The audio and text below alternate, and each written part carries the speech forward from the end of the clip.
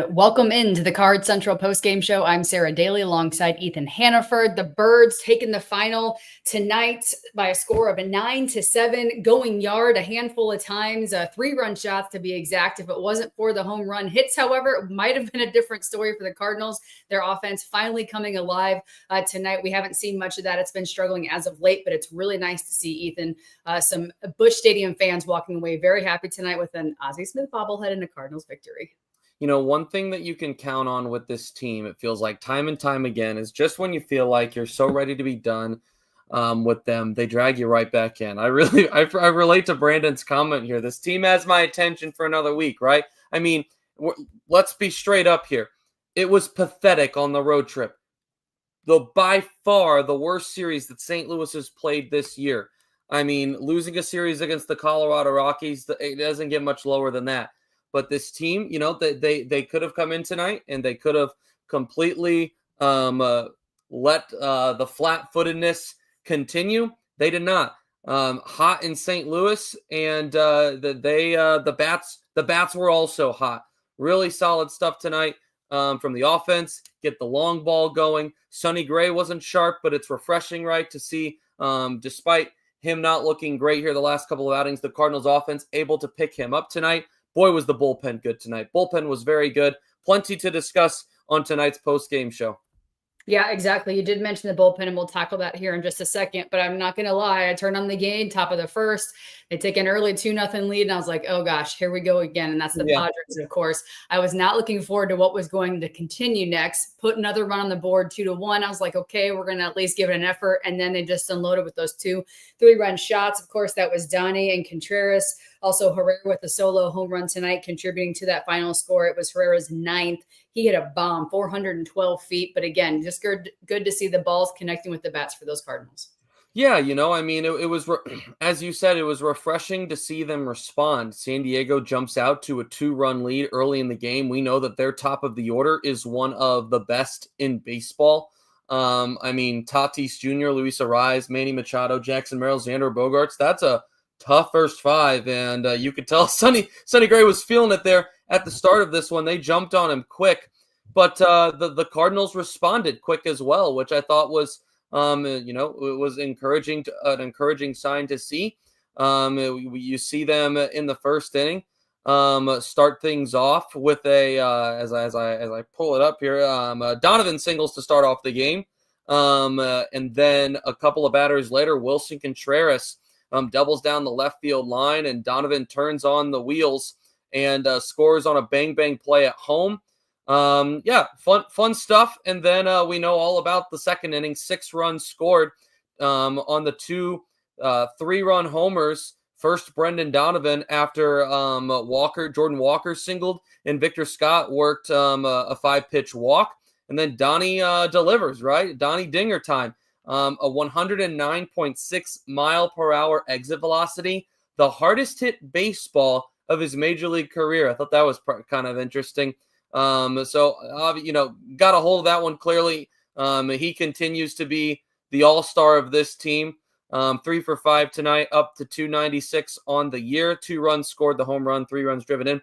And then Wilson Contreras. Boy, you look at the numbers for Wilson Contreras. I'll try to get this by the end of the post game here. But when you look at Wilson Contreras' numbers from July 5th to now, he's really been feeling it. The numbers have looked really sharp, and it's good to have him back, it feels like, and have him consistently hitting in the heart of your order. So at times you wish you could get a little bit more power out of him, but you know the capability, and he showed it tonight. So encouraging signs from the offense getting going.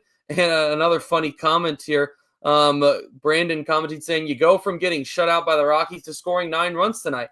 I think it's one of the admirable things about this team is that regardless of how ugly it is at times, they are not going to stop. And I think that Ollie Marmol deserves a lot of credit for the drive that and the consistent approach that he gives these young guys. So it's not to say that this is that everything is all la-di-da, everything's great right now, but you take positives where you can get them, and I think that's a positive thing that we've seen about this team. Yes, there's been highs, yes, there's been lows, but every time there's been a low, they've responded back and they've punched back. And they punched back tonight against the team, regardless of what the Cardinals do at the deadline. This team, the 26 that are in that clubhouse, they want to make the playoffs. And, so they did a job tonight in getting themselves a game closer to being in the wild card. So you mentioned Brendan Donovan going with 3-hit nights. This is his 9th 3-hit game of the season. And the Birds now have 17 3-run home runs this year combined. Last year, they had a total of 10. So that was a fun stat that Chip and Brad were talking about during the broadcast. So again, some positives there. STL Mark making a comment, only if the Cards play at home for the rest of the season, they will make it to the playoffs. Yikes. Well, you got to take what you can get. And at least they're winning at home, because it wasn't looking very good for them at the beginning of the season. I think they said 9 or 10 games over 500 now at home. So, you'll take that. There is an advantage, obviously, to playing at home. They always say, right, if you can play 500 ball on the road, then you're probably going to be okay. So I'm not sure, because you expect to win series at home, right? So good stuff from St. Louis, putting themselves in a good spot tonight. Even with Sonny Gray, like I said, not having his best stuff. You want to talk about concerning? That's a guy maybe to keep an eye on here. The last couple of starts have obviously not been sharp for Sonny Gray. I was looking for a bounce back start tonight from Sonny. I've talked about it a couple of times throughout the season. This is a guy that when you look at the blow up starts, this is a guy that tends to respond pretty well following. This is the first time this year that he hasn't. Going into tonight, the ERA was right around 0.5, 0.6 after the blow up starts. And in his last 8 1/3 innings pitched, Sonny Gray has allowed 14 runs, 16 hits, and 4 home runs. Now, what I will say is at least he was able to, he got through 5 tonight. Most of those runs were allowed in the early innings of this one. I believe all 5 were allowed in the first 3 innings. Yeah, they were. So for him to get through a couple of more, there was a couple of unearned runs in there as well. Oh, he ends up allowing 6 tonight. So, well, that kind of negates some of that, right? Because even the 5th wasn't that pretty. So I apologize for that. Rough night for Sonny. Anytime that your starter has back-to-back outings like that, it is a little bit concerning. Hopefully, it cools down for Sonny Gray and he's able to get back to his normal self. I know he hates pitching in the crazy heat, but in St. Louis, it's just part of it. You're going to have to, you got to learn how to do it. Yeah, you can see some of that sweat dripping off the players. It was pretty nasty out there. And of course, down the field, it always feels a couple of degrees warmer. But even though it was a night game, it still just gets locked and really thick down there. Yu Darvish, real quick. We don't have to talk about him too long, but now 0-3 since coming back from elbow surgery. The Cardinals knocked him out for 3 1/3, 69 pitches and 8 earned runs. Quickly, do you think he's going to come back to the way he was before? Because he was a pretty talented pitcher. Yeah, it's hard to know. I mean, I don't have much information on what he's done so far this year in his time since returning. But I mean, we know the pedigree of this guy. We know how good he has been in the past. Overall, I take a look here at his last few starts. He's starting to he's still ramping back up. His last start was a little bit better, 5 innings, 3 earned runs. I look at a guy like this, though, for this Padres team who is gearing up to make a playoff run, and this is a guy I want, a guy that has experience. If you don't feel confident that he can be a top 4 guy going into the playoffs, he probably will fit very well into that bullpen because of the velo that he has on his fastball. Like I said, not an expert, right, on where Yu Darvish has been as far as the recovery goes. But I mean, this is a guy, even you look at last year, that was one of the better pitchers in Major League Baseball when healthy. So, I know he's 38. He's getting up there, obviously, as far as Major League level goes. But, I wouldn't quite rule him out yet if I'm a San Diego Padres fan. So looking ahead to tomorrow, real quick, if I can get this back. They are playing at 6:15, so a little bit earlier. And then we have Miles Michaelis going 5-7, 5.20, going against Pivetta. He's 10-2 with a .81 earned run average, 10-2 on the season. He has pretty much had a stellar year, and I don't think any of our pitchers are going to see anything close to that record. But this could be a tough one for the Birds tomorrow. I mean, it's you got the Cardinals have. It's not like the Cardinals haven't hit against good pitching at all this year. So it's just another guy, right? I mean, the mindset does not change. The goal is always to take good at bats and you work from there. So I don't think that Ali Marmol or this club is looking at the guy the opposing dugout and looking who's starting tomorrow and are starting to sweat or anything. So it's another guy. So you go out and you play the game and you play to win and you see what happens. So obviously I'm more focused about what my starting pitcher is going to give us tomorrow, and that's Miles Mikolas, who is not, has not been quite as good as he was early in the season.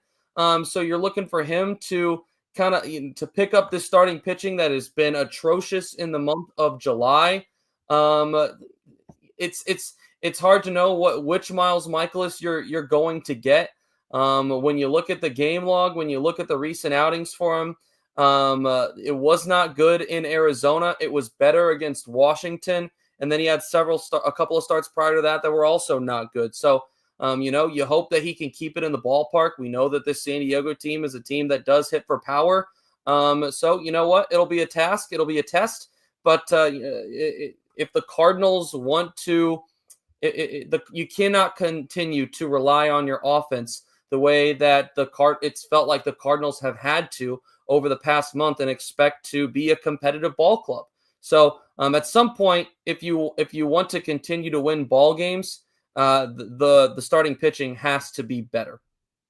So I was listening to the KMOX this morning and Bernie, and he was talking about, even if they take 3 or 4 or, a couple of the next series, it really doesn't change the huge picture looking at this team and what they have to do with this trade deadline and what they have to look for, towards next year. So I think, like you said, kind of focusing on the points that they need to change is really what needs to happen the rest of the year instead of that third wild card spot or whatever. I mean, yes, it would be nice, but consistency is what needs to happen with the pitching, what we need to make some changes. And then clearly the offense was hot tonight, but they've struggled as of late. And so that's not something that's consistent either. And that's what both sides of the plate need to happen for the Birds to pick up some wins and change the direction that this team's going. Yeah, the offense has not been good consistently coming out of the All-Star break. They had some struggles before. I'll say this. It is hard to feel like you are in the game when your starting pitching can't keep you in the game early. And that's the problem that we saw consistently on the road trip tonight. It would have been a problem, if the Cardinals didn't have a 6-run second inning where Brendan Donovan and Wilson Contreras both hit 2-run home runs. Fortunately, the offense was around tonight. So that's not to give an easy pass right to the offense. You're right; they do need to be better.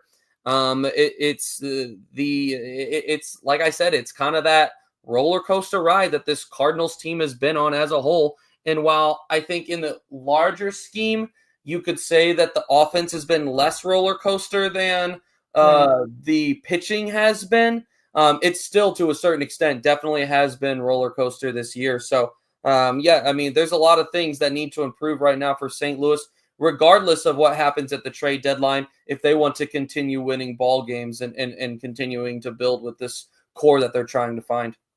So, of course, everyone talking about sell, all the activities getting ready to happen here in a couple of days, or at least the flurry of other teams and what they're looking for to see what their postseason is going to round up to be, or like towards the end of the season.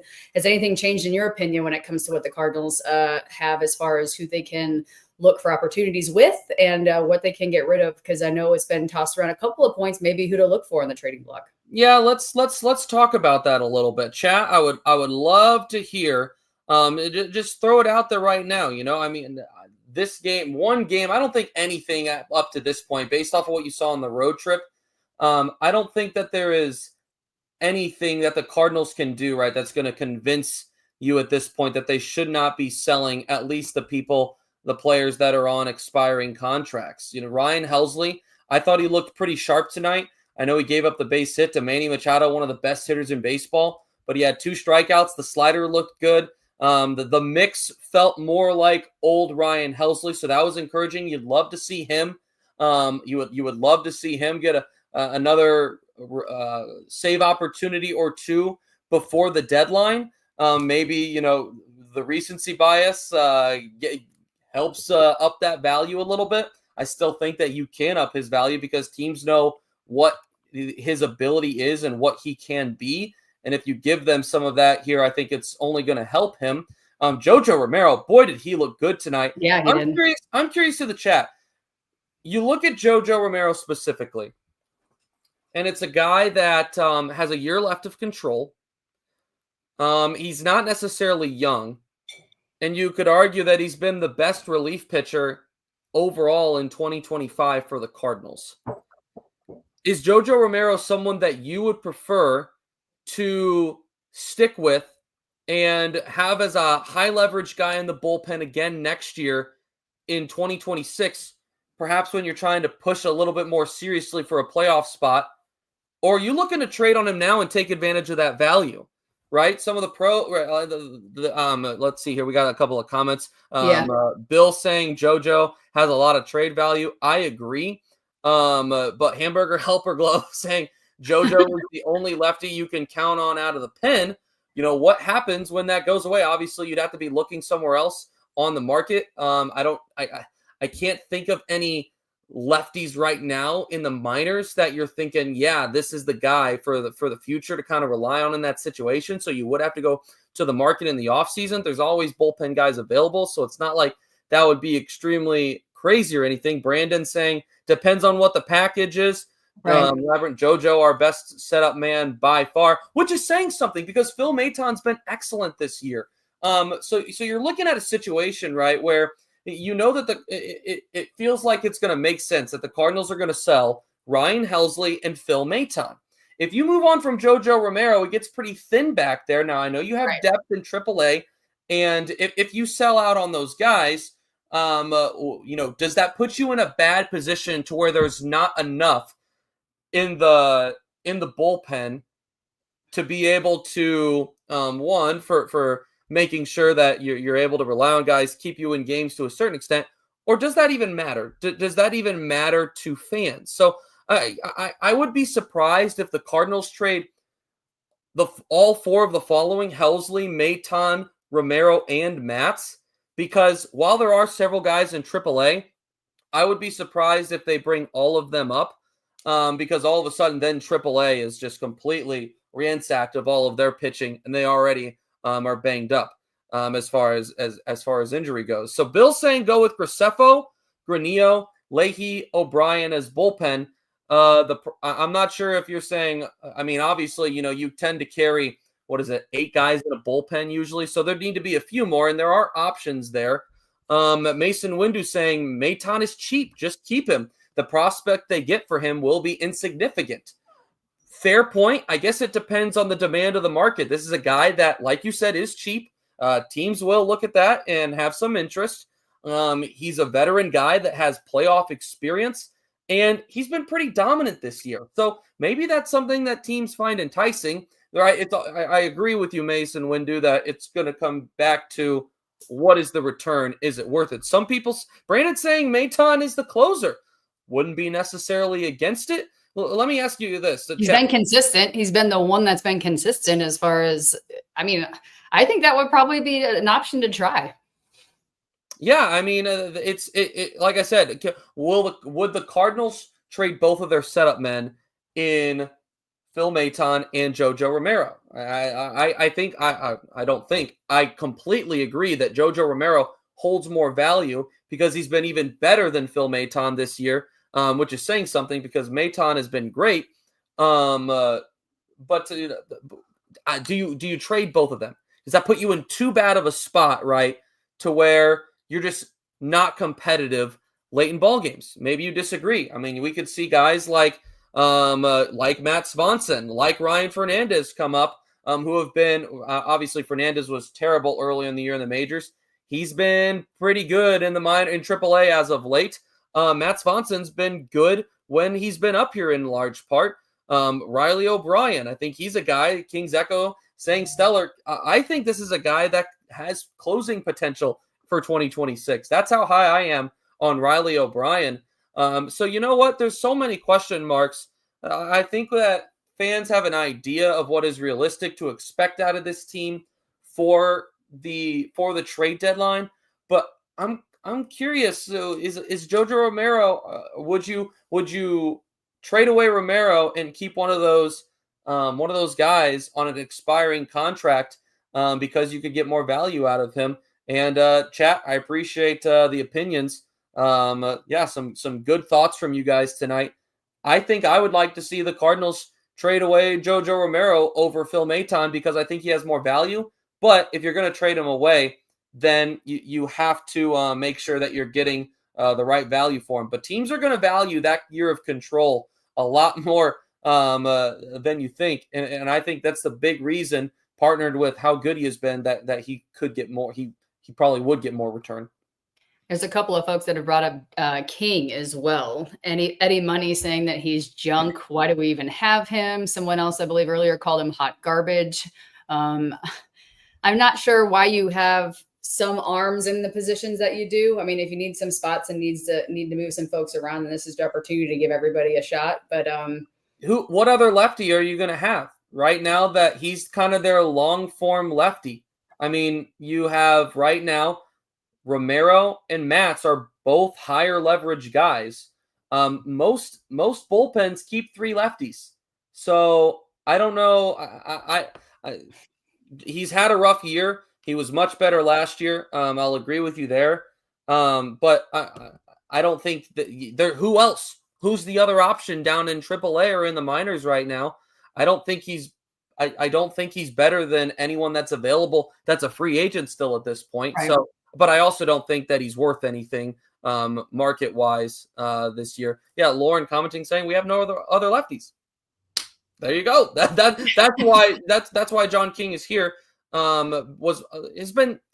I don't have his numbers pulled up, so I don't want to blindly say he's been serviceable here. I'm pulling it up here. John King.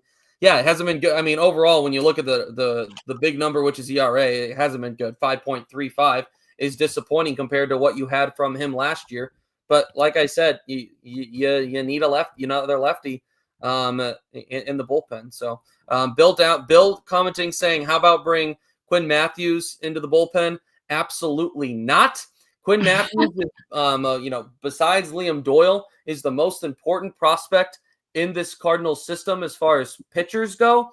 And he has not been very good at AAA.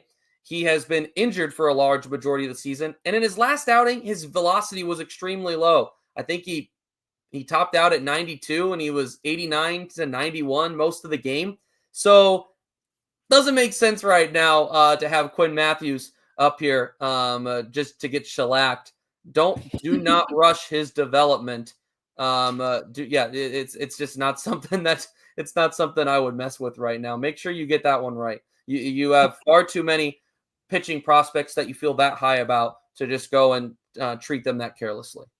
Once again, if you are just joining us, we welcome you to the Cards Central Postgame show. The Birds taking one from the Padres tonight. Final score 9-7, but nothing beats relaxing on a hot summer day and watching baseball. And the simplest way to get into action is to download the Pick 6 app from DraftKings. It's crazy simple. Just pick more or less on the stats for 2 or more of your favorite players, and boom, you're in the mix for a big cash prize. Pick 6 is available right here in Missouri. Don't miss out on the fun.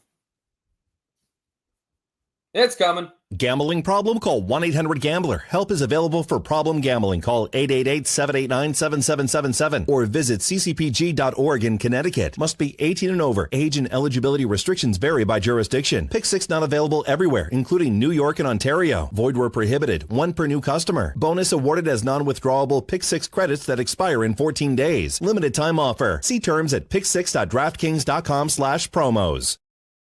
I know also on the injury front, Ethan, they mentioned today that Gorman and Newbar might be in rehab or back to that position here shortly. But do you have any updated information on that? Because Gorman's been sidelined since the 19th. And then Newbar, of course, with the rib sprain on the 10-day DL from July 13th. Katie Wu provided an update earlier today, hopeful that both Nootbaar and Gorman can start rehabs as early as next week. Gorman has been dealing with some lower back tightness, tried to keep him off of the IL for several days, the All-Star break, and it just was not loosening up the way that they wanted it to. So he's been resting up. And then Lars Nootbaar has that awful sounding, what is it called? Costochondral, I think is what it is. Yes, that's exactly what it is. Strain, I think. So basically a rib issue. Extremely painful. We know he's had rib issues in the past. So, it would obviously be good to get those guys back. Makes Ollie Marmol's job a little bit more difficult. But at this point, guys, and Mason brings up maybe the most important comment tonight, saying we should trade Nootbaar / Gorman or both. Here's my question to you. As far as Lars Nootbaar goes, we know what he brings to the table. He is an on-base guy, right? When at his best, very good awareness of the strike zone, when to take. Sometimes doesn't swing enough, right? And also we know that the underlying numbers have been good the entire time that he's been up in the major leagues, besides the past year. The problem is that the past month now? 6 weeks? Lars Nootbaar has not been your typical Lars Nootbaar that we had seen in the bits and pieces, right, of when he's been healthy the past 4 seasons. So my question, right, is would you rather, because I know there's been people saying Nootbaar gone at this deadline. Here's why I don't think that should happen. The large majority of what you've seen Lars Nootbaar in his 4 years has been good. The past, 6 weeks, I said, has been more so not great. Does it make more sense to try and hold on to him, get him those ABs going into the offseason, see if you can get him right, and get his bat back, and all of a sudden you're not trading him at the low point of his career up to this point? I personally would lean to that. Brandon saying Nootbaar is an offseason type trade. I would agree. I think so too. If you're going to shop Lars Nootbaar, which out of all these guys is the one that makes the most sense to me to shop, he's not a guy that I'm looking to trade at the deadline. I feel like you would be forcing that to happen, and while it would clear away a logjam, I think that Lars Nootbaar's value right now is probably at the low point. You could also argue that that's something that the Cardinals have struggled with. I think that it would be beneficial for St. Louis to not move on yet from Lars Nootbaar if they are planning on doing that. So that's my personal opinion on that. Nolan Gorman, the pros of keeping Nolan Gorman, you don't have a lot of power on this team. You just don't. And when he's right, which he's been closer to right the past 6 weeks, the power's there. The problem is that there's a lot of strikeouts, and it just doesn't feel like there's going to be a spot for him if this continues to be the best that he is.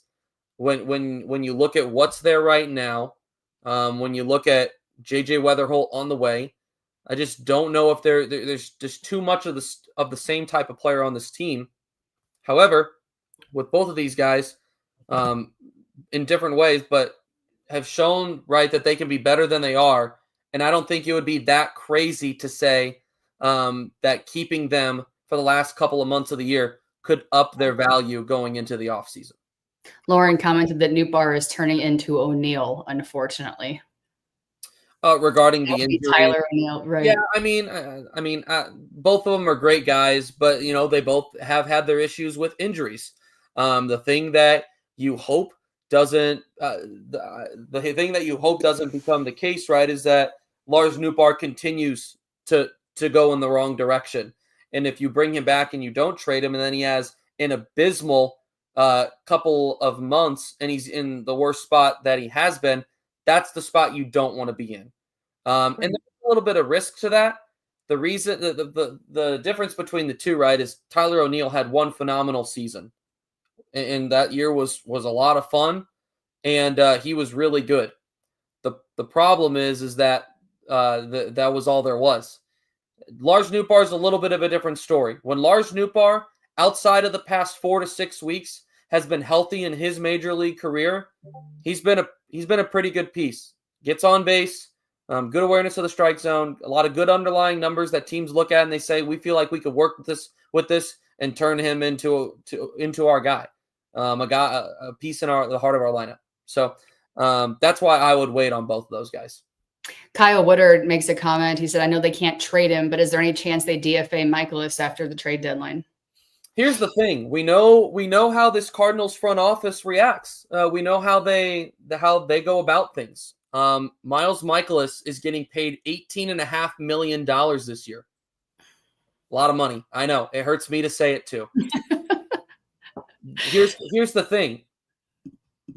It would surprise me seeing how they have handled bad long-term contracts in the past, the ones that come to mind, the end of Dexter Fowler, the end of Matt Carpenter's long extension. Those are the two that come to mind.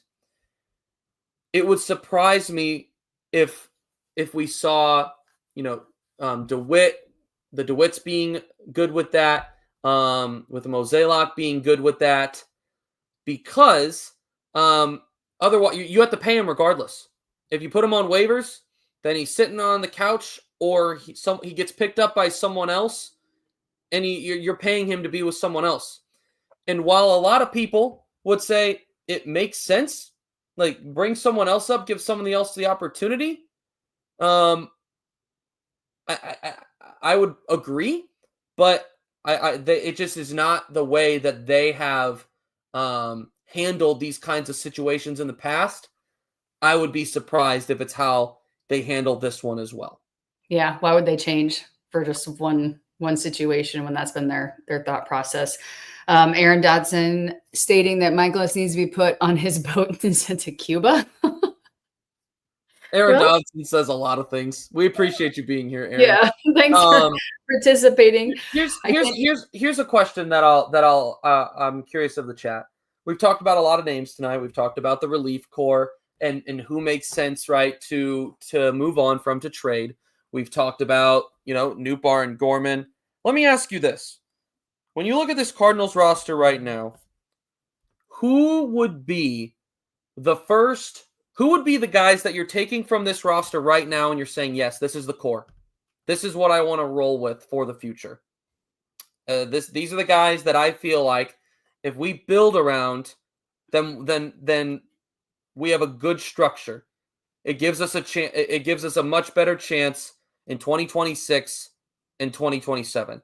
Who are those people? And Sarah, if you have any thoughts on who those people would be, I'd love to hear your thoughts as the people start bringing some of those names in, and then I'll share mine as well. All right, just a quick comment too here. STL Mark, I believe once Bloom has full control, it will look and flow a lot different, and feathers will ruffle, and then the W's will come. Do you, just real quick before we address the other question for 25 and 26, do you really think that there's still that much of a hindrance in the front office for the rest of the season? Or do you not think that segue or that transition is going as smoothly as anticipated? I mean, we have no idea what's going on in the front office, so I'm not going to speculate as to what that looks like. I imagine that Chaim Bloom is pretty dang involved in everything that is going on. I mean, I know people hate John Mozeliak. John Mozeliak is not dumb. He's not. You can disagree with the way in which he has gone about things. John Mozeliak is not dumb. And some people might say, "Oh, he's an idiot." He's not dumb, guys. He would not be in this position as long as he is if he was, okay? So the reason that I say that is that John Mozeliak cares about the future of this team. John Mozeliak knows that everything that goes on at this trade deadline that happens in the second half has impact on the future. So to have Chaim Bloom not involved would be so careless on both Mozeliak's part and on Chaim Bloom's part. So there's just no way whatsoever that he's not involved. So yeah, I mean, I think that a lot of people are kind of viewing it as, once we can kind of get through this transition and have the guy that can put the team on the field that he wants, it will be a much easier. Because you're right, it is a little bit tough. Maybe the Cardinals are navigating this trade deadline differently. They probably are if you don't have a transition in leadership. So, those are my thoughts on that. We got some comments here coming in. I'll start throwing those up. Do you have any thoughts? Who do you like on this team, Sarah, that is relatively young that you think someone that you think will be good to keep around? Well, I do like the core of Donnie Wynn, Burleson, Victor Scott. I'm still not sold on Walker. I just feel like he's been so hit or miss, and I know he's had a couple injuries and dealt with a couple of things, and I love the guy. I don't know. Something just kind of like, I just get kind of cringy sometimes when there's situations that we have to depend on him to really pull through. So I'm kind of iffy about Jordan and kind of wanting to see where he can be offensively if his bat gets a little bit stronger, because I was kind of hoping for more from him this season. But also Herrera, I love watching him play. So of course we've got a couple guys that are just very charismatic. They have a lot of energy, a lot of fire. I like that. I like some of the passion that's put into it. Not that they all don't, but we have those characters as the team that really just like amplify a lot of baseball, and I love that. So again, when Donovan, Herrera, just Walker, I'm just not 100% there on that yet. I'm 90, 80-ish. I'm just not like, yes, absolutely. I don't think that's a crazy thing at all to be not sold. I mean, he hasn't performed since 2023 consistently. So I don't think that's crazy at all. Now, out of all of I think that you have figured out what you have in just about everyone on this roster as far as the guys that you looked at and you said, I want runway for, besides Jordan Walker. And I'm seeing a lot of consistent answers here. I'm seeing Brendan Donovan. I'm seeing Alec Burleson, Mason Wynn. Some are saying Victor Scott. Some are not. That's kind of intriguing. Do you guys think that Victor Scott is not the center fielder of the future? That's not meant to be sarcastic. That's a genuine question. What do you like about his game? What do you not like? Are you optimistic that the hitting will continue to improve? Brian commenting saying, core, Donnie, Wynn, Burley, Victor Scott II. If Walker can get his bat right, then yeah. Gorman the same. That's an interesting one. This is a really big core from Brian Quinn. By far the biggest that we've seen so far. Herrera and Pages. I guarantee you, Brian's going to be the only one that says Pages in this chat tonight, because I know how this chat feels about Pedro Pages. Wynn. Contreras. Yep. I mean, Contreras is here for another couple of years, so I think that one's still one that makes sense. He's going to be around. He has the no trade. Herrera, Scott, Walker. Insert Pozo or triple account. I don't know what that means. Maybe you can send it in, Steven. A lot of people saying JJ Weatherholt. I like it. I mean, if JJ Weatherholt is not a part of the plan for the future, then that's a little bit nerve-wracking. But I understand why some people wouldn't put him on there. One, maybe you're just considering the major league roster right now. Right. He hasn't even played in the majors. We have no idea. I mean, I hope this doesn't happen, but JJ Weatherholt could come up and he could hit 180 for the first 3 seasons in the league, and all of a sudden people are asking questions. I'm not saying it's going to happen. I hope that doesn't happen. I'm confident that will not happen. Let's see. He's been absolutely outstanding. Wynn, Gorman. I'm assuming that meant Burleson, Donovan, Herrera, Walker, VS, Contreras, Pages. That's another big one. There's another Pages. All right, I'm surprised. Burleson. There we go. Brandon saying Donnie getting traded.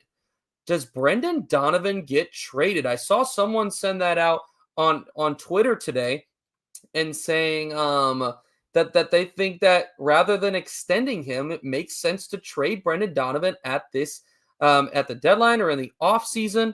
I don't know. I'm kind of curious. When I look at Brendan Donovan, if you feel like you're close to winning, which I feel like the Cardinals are pretty close to being in a spot where they're constantly back in the mix, I feel like they're getting there. I feel like 2025 in that sense has been a pretty productive year. I'm confident in Chaim Bloom and the job he's going to be able to do, putting the pieces together. I don't know if I want to trade Brendan Donovan. Now, it kind of depends on how the contract negotiations go. How long do you want to give an extension to a guy that's 28 right now? Are you willing to give a 6-year deal where this guy's 34 by the end of it? Are you maybe more in the 4 to 5 range, and he wants? There's a lot of question marks as far as that goes. Taking a look, continuing to. Bill says, is Donovan going to be here in 27 or 28 when we really start to compete? Why wouldn't he? Here's what I'll say: if he's not extended this offseason, you have to trade him because his value is at a high right now. He can play multiple positions, clubhouse leader, and his bat has been phenomenal this year. QX Mighty. Number 1 is Herrera. He's been pretty dang good. Okay, here we go. The Victor comments. Not huge on Victor Scott, 230-ish hitter. A lot of people like him. A good reminder, it's still his first year. The bat is going to continue to improve. Here's the guy in Victor Scott. I look at Victor Scott. Sarah, I want to hear your thoughts on this. If he hits 230, I don't care. He plays phenomenal defense in center field. And if he can get on base at a 340, 350 rate, guys, he's going to steal so many bases and score so many runs that his batting average isn't going to matter. I would rather see good quality at bats and him finding ways to get on base than I don't care what the batting average is. Now, that's why I had him on the core. I like him. I like him a lot. The higher it is, the better. But I mean, as far as Victor Scott goes, man, I like him in the future. I mean, he's already one of the best defensive center fielders in baseball, and I mean, he's got freaking speed. So I'm putting him in my core. I feel like as a guy that you feel like you can rely on here. Man, we've hit on a lot of them so far. Is there anything that's popping to mind, Sarah, or anything you're seeing in the chat? I know I'm scrolling through trying to catch up on all these. John Q. Public said winning teams don't have 230 hitting center fielders. Well, yes. Take a look. Why don't you scroll? Why don't you look through and see? Look at like teams throughout the league and what center fielders are batting. And maybe I'm wrong. But you also have to keep in mind that he's a rookie. It's his first full year in the league. So I think it's going to get better. I'm saying if it doesn't, his defense alone and his speed is going to play. Now, if he plays 230 and his on-base percentage isn't great, that's when I start to have some issues. He has to be able to get on base. You've got Buxton hitting 289. Okay. PCA 270. One of the best in baseball, yep. Right. Jake Myers with the Astros leads the league with 308. Okay. 0 for 3 so far.